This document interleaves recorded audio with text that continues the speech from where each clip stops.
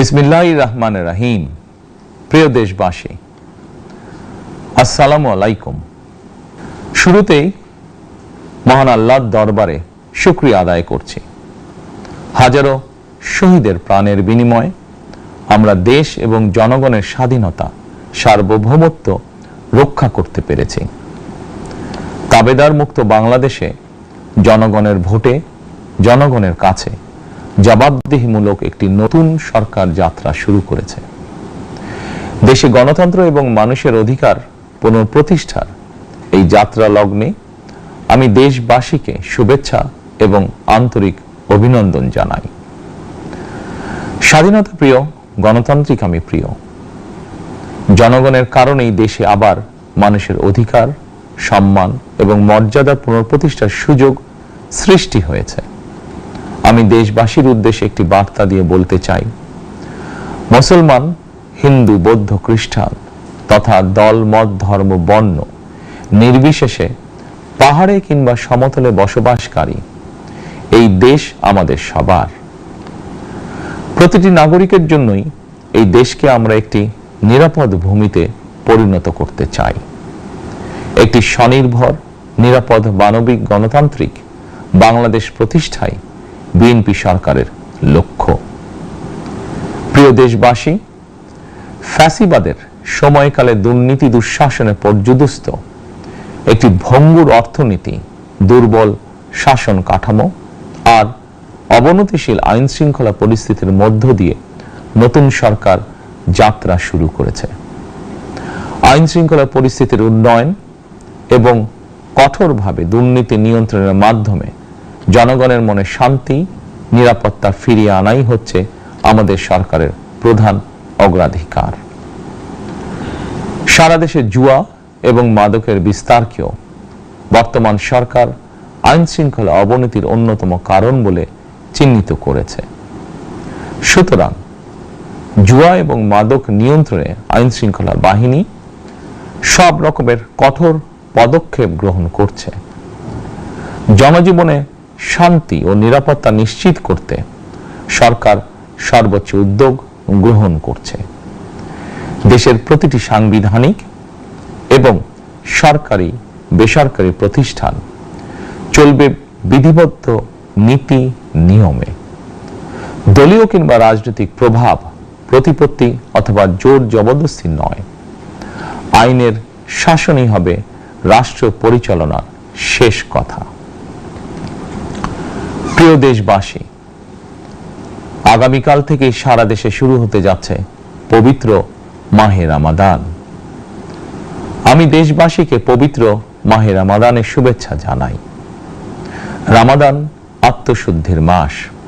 আমরা যদি আত্মশুদ্ধি শব্দটির মর্মার্থ উপলব্ধি করি, তাহলে এই মাসে মানুষের ভোগান্তি বাড়ার কথা নয়।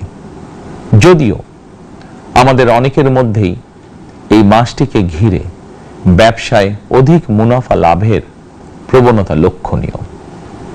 আপনাদের প্রতি আমার বিনীত আহ্বান, রমাদানের পবিত্রতা রক্ষার্থে এই মাসটিকে আপনারা ব্যবসা মুনাফা লাভের মাস হিসাবে পরিগণিত করবেন না।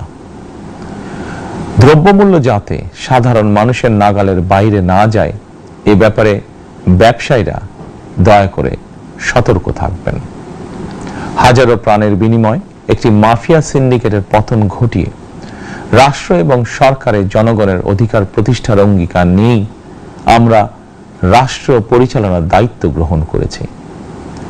বিএনপি সরকার সকল ক্ষেত্রে অনাচার, অনিয়মের সকল সিন্ডিকেট ভেঙে দিতে বদ্ধপরিকর ইনশাআল্লাহ। ক্ষুদ্র, মাঝারি কিংবা ছোট বড় সকল ব্যবসায়ীদের প্রতি বর্তমান সরকারের দৃষ্টিভঙ্গি সহজ এবং স্পষ্ট। বর্তমান সরকার ব্যবসায়ী এবং ক্রেতা সাধারণ উভয় স্বার্থ রক্ষা করে প্রয়োজনীয় পদক্ষেপ গ্রহণ করতে চায়। সুতরাং সরকারের পক্ষ থেকে কি ধরনের উদ্যোগ গ্রহণ করলে বাজার পরিস্থিতি নিয়ন্ত্রণে থাকবে কিংবা ক্রেতা বিক্রেতা উভয়েরই স্বার্থ রক্ষা হবে, এ ব্যাপারে আপনাদের যে কোনো ধরনের পরামর্শ কিংবা অভিযোগ শুনতে সরকার প্রস্তুত। ক্রেতা বিক্রেতা গ্রহীতা এই সরকার সকলেরই সরকার। এই সরকার আপনাদেরই সরকার। আপনারাই ভোটের মাধ্যমে এই সরকারকে রাষ্ট্র পরিচালনার দায়িত্ব দিয়েছেন। আপনারাই এই সরকারের শক্তি। প্রিয় দেশবাসী, পবিত্র রমাদান মাসে রোজাদারগণ বিশেষ করে ইফতার, তারাবি, সেহরি এই সময়গুলোতে নিরবিচ্ছিন্নভাবে গ্যাস, পানি ও বিদ্যুৎ সরবরাহ পেতে চান। এই বিষয়টি নিশ্চিত করতে এরই মধ্যে আমি সংশ্লিষ্ট কর্তৃপক্ষকে নির্দেশনা দিয়েছি। অপচয় রোধ করে কৃচ্ছতা সাধন প্রতিটি মুসলমানের ঈমানি দায়িত্ব। অফিস আদালতে বিনা প্রয়োজনে কিংবা প্রয়োজনের অতিরিক্ত গ্যাস, বিদ্যুৎ, পানি খরচের ব্যাপারে সচেতনতা অবলম্বন করাও ইবাদতেরই অংশ বলেই আমি মনে করি। দেশের সকল সরকারি বেসরকারি কর্মকর্তা কর্মচারী এবং জনসাধারণের প্রতি কৃচ্ছতা সাধনের আহ্বান জানানোর আগে আমি সরকারের মন্ত্রী এবং বিএনপি সংসদ সদস্যদেরকে দিয়েই একটি দৃষ্টান্ত স্থাপন করতে চেয়েছি। বিএনপি সংসদীয় দলের প্রথম সভাতেই আমরা সিদ্ধান্ত নিয়েছি, বিএনপি থেকে নির্বাচিত কোনো সংসদ সদস্য সরকারি সুবিধা নিয়ে ট্যাক্স ফ্রি গাড়ি আমদানি করবেন না এবং প্লট সুবিধাও নেবেন না। আমি আপনাদের সামনে বলেছিলাম, রাষ্ট্র পরিচালনার সুযোগ পেলে বিএনপি সরকার মহানবীর ন্যায়পরায়ণতার আদর্শ অনুসরণ করবে। আমি মনে করি বিএনপির সংসদীয় দলের এই সিদ্ধান্ত ন্যায়পরায়ণতার আদর্শেরই একটি অন্যতম প্রতিফলন। প্রিয় দেশবাসী, বিভাগীয় শহরগুলিতে বিশেষ করে রাজধানী ঢাকায় যানজট অত্যন্ত নিয়ন্ত্রণহীন। হাটে মাঠে ঘাটে, অফিস আদালতে জনগণের ভোগান্তির শেষ নেই। জনজীবনের নানা ক্ষেত্রে জনদুর্ভোগ লাঘব করা না গেলে জনমনে স্বস্তিও ফিরবে না। রাজধানীতে জনসংখ্যার চাপ কমাতে বিকল্প ব্যবস্থা গ্রহণ করা জরুরি হয়ে পড়েছে। মানুষ তার নিজ জেলায় কিংবা নিজের বাসা বাড়িতে থেকেও যাতে সহজভাবে সঠিক সময়ে অফিস, আদালত, ব্যবসা বাণিজ্য করতে পারেন, সেই লক্ষ্যকে সামনে রেখেই সারা দেশে রেল যোগাযোগ ব্যবস্থা ঢেলে সাজানোর উদ্যোগ নেওয়া হচ্ছে। এই পরিকল্পনার অংশ হিসাবে প্রথমেই রেল, নৌ, সড়ক এবং সেতু মন্ত্রণালয়ের কার্যক্রম পুনর্বিন্যাস ও সমন্বয় করা হচ্ছে। আমরা মনে করি সারা দেশে রেল যোগাযোগ ব্যবস্থার সহজ, সুলভ এবং নিরাপদ করা গেলে একদিকে যেমন জনগণের শহর কেন্দ্রিক বা নগর কেন্দ্রিক নির্ভরতা কমবে, অপরদিকে পরিবেশেরও উন্নতি হবে। প্রিয় দেশবাসী, আমাদের চারপাশে সমস্যার শেষ নেই, তবে সমস্যার পাশাপাশি সম্ভাবনাও কিন্তু কম নয়। আমাদের বৃহৎ জনগোষ্ঠীকে যদি আমরা দক্ষ জনশক্তিতে রূপান্তরিত করতে পারি, তাহলে এই জনসংখ্যাই হবে আমাদের জনসম্পদ। আমরা নিজেদেরকে দক্ষ করে গড়ে তুলতে পারলে শুধু বাংলাদেশই নয়, বিশ্ব বাজারও আমাদের জন্য উন্মুক্ত। তথ্য প্রযুক্তির সিঁড়ি বেয়ে বিশ্ব এখন কৃত্রিম বুদ্ধিমত্তার যুগে প্রবেশ করেছে। প্রযুক্তির এই প্রতিযোগিতামূলক বিশ্বে সম্মান এবং স্বচ্ছতার সঙ্গে টিকে থাকতে হলে আমাদেরকে কোনো না কোনো একটি বিষয় বা কাজে পারদর্শী হতে হবে। দেশের কোটি কোটি শিক্ষার্থী এবং তরুণ যুবশক্তির উদ্দেশ্যে বলতে চাই, মেধায়, জ্ঞানে, বিজ্ঞানে নিজেদেরকে যোগ্য করে গড়ে তোলার জন্য যত রকমের সহযোগিতা দেওয়া যায়, সব রকমের সহযোগিতা দিতে বর্তমান সরকার প্রস্তুত। কর্মসংস্থান এবং কর্ম পরিবেশ নিশ্চিত করার সুনির্দিষ্ট অঙ্গীকার নিয়ে বর্তমান সরকার যাত্রা শুরু করেছে।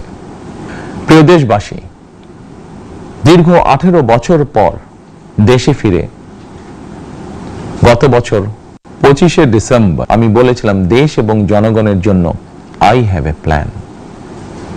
12ই ফেব্রুয়ারি জাতীয় নির্বাচনের আগে দেশের বিভিন্ন স্থানে ঘুরে আমার প্ল্যান, পরিকল্পনার অনেক কিছু আমি আপনাদের সামনে তুলে ধরেছিলাম। আপনারা স্বাধীনতার ঘোষকের প্রতিষ্ঠিত দল বিএনপিকে ভোট দিয়ে রাষ্ট্র পরিচালনার দায়িত্ব দিয়েছেন, সকল পরিকল্পনা বাস্তবায়নের সুযোগ দিয়েছেন। এখন এই সুযোগকে কাজে লাগিয়ে সকল অঙ্গীকার পূরণ করার দায়িত্ব বিএনপি সরকারের। আমরা আমাদের পরিকল্পনা এবং প্রতিশ্রুতি বাস্তবায়নের কাজ শুরু করে দিয়েছি ইনশাআল্লাহ। অঙ্গীকার পূরণের এই যাত্রা পথে আমরা ভবিষ্যতের দিনগুলোতেও আপনাদের অব্যাহত সমর্থন প্রত্যাশা করি। প্রিয় দেশবাসী, সরকার প্রধান হিসাবে আমি দেশবাসীর উদ্দেশ্যে একটি বিষয়ে প্রতি দৃষ্টি আকর্ষণ করে বলতে চাই। নবগঠিত সরকার গঠনের সুযোগ দিতে যারা বিএনপিকে ভোট দিয়েছেন কিংবা দেননি অথবা কাউকেই ভোট দেননি, এই সরকারের প্রতি আপনাদের সবার সমান অধিকার। বিএনপি সরকার বিশ্বাস করে দল মত ধর্ম দর্শন যার যার, রাষ্ট্র সবার। এই দেশে এই রাষ্ট্রে একজন বাংলাদেশী হিসাবে আপনার আমার আমাদের প্রতিটি বাংলাদেশী নাগরিকের অধিকার সমান।